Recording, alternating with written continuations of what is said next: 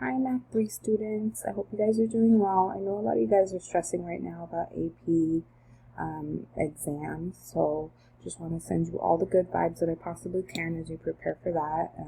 If they haven't passed already, I know a lot of them have already passed, but anyways, you guys know I'm always rooting for you, right? What's new this week? We got some answer keys posted. Hopefully you guys are using those. Hope you guys like my virtual classroom. I had way too much fun making that, and I'm pretty proud of it. You like the little bottle of hand sanitizer? I thought that was a funny touch. Alright, let's see what we have. It's kind of laid back this week because this is another week of mastery. So the assignment looks small. You guys have to remember to check back on Wednesday and do that mastery assignment. Let's see the agenda.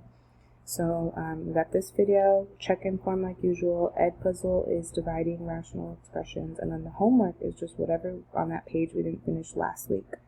So if I look at last week, we did 1, 3, 5, 8, 9, 10. So this week it's that same page, but we're doing 2, 4, 6, 7, 11, and 12. All right.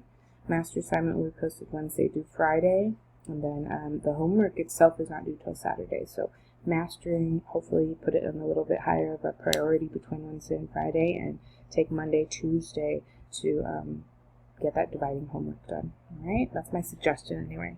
You guys handle that as you see fit. Remember, this is like college prep. You're preparing for college when you have to manage your own time.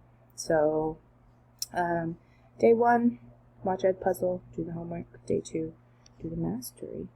Alright, and that's pretty much it. I mean, just check in with me if you need help. Take care of yourselves. You know I'm here for you if you need it. I'm really happy to watch your guys', well, some of you guys' grades go up because you're putting in effort here. Alright, I got that due date set for Saturday. Take care, guys. Talk to you later. Bye.